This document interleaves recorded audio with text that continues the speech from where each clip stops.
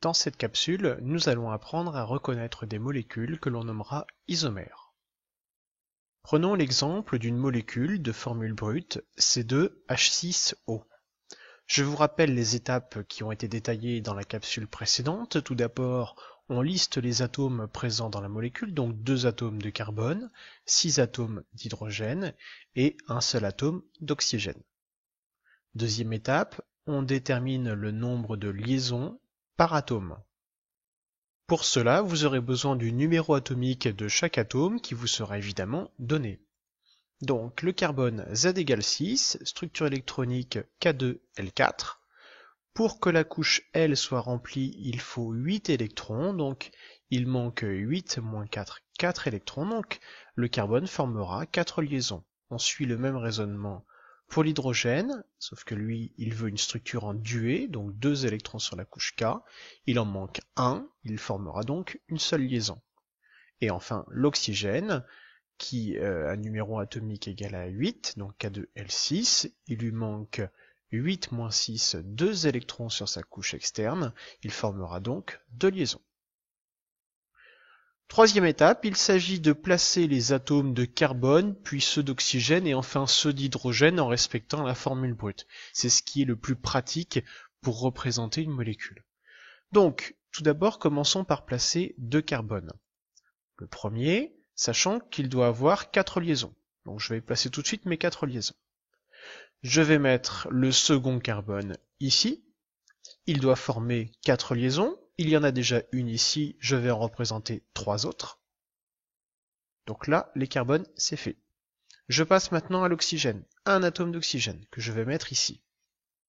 L'oxygène doit former 2 liaisons. Il y en a déjà une, il m'en reste une à représenter. J'ai donc 1, 2, 3, 4, 5, 6 atomes manquants, ou du moins 6 liaisons incomplètes. Ça tombe bien, j'ai besoin de 6 atomes d'hydrogène. Si ça n'avait pas été le cas, j'aurais dû faire des liaisons doubles ou des liaisons triples. Donc là, je place mes 6 hydrogènes au niveau des différentes liaisons. Je vérifie bien que j'ai bien 2 atomes de carbone, 1 atome d'oxygène et 6 atomes d'hydrogène. Et je vérifie que pour chaque atome, il respecte la règle de l'octet ou du duet.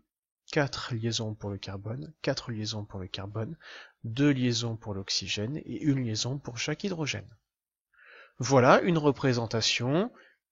Ça, il s'agit de la formule développée d'une molécule ayant pour formule brute C2H6O. J'aurais pu faire autrement.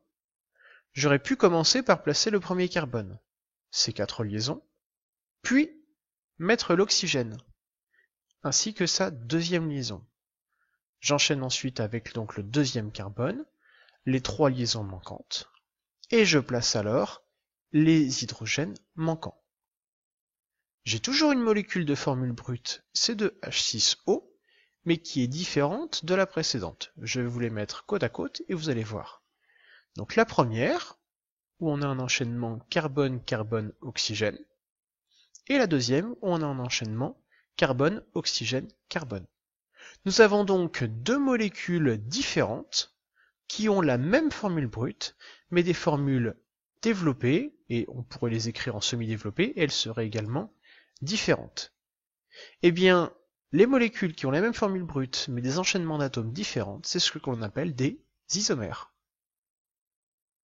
Attention au piège, on peut vous faire croire qu'il y a des isomères simplement en modifiant l'orientation de l'enchaînement. C'est-à-dire que là, je vous ai représenté la deuxième molécule en formule semi-développée, donc H3CO-CH3. J'ai bien toujours ma formule brute C2H6O. Je peux décider, c'est tout à fait juste, de représenter mon oxygène coudé, mais j'ai toujours le même enchaînement, carbone-oxygène-carbone, carbone-oxygène-carbone. Ces 2 molécules ont le même enchaînement d'atomes, ce ne sont donc pas des isomères, il s'agit de la même molécule, tout simplement. Conclusion de tout ça. Des molécules isomères ont la même formule brute, n'ont pas le même enchaînement d'atomes, par conséquent, n'ont pas les mêmes formules développées et semi-développées. Ce que je rajoute à cela, c'est que les molécules n'ont pas le même nom. Et le plus important, elles n'ont pas les mêmes propriétés physiques et chimiques. Voilà, je pense que vous êtes prêts pour le questionnaire. Bon courage à vous.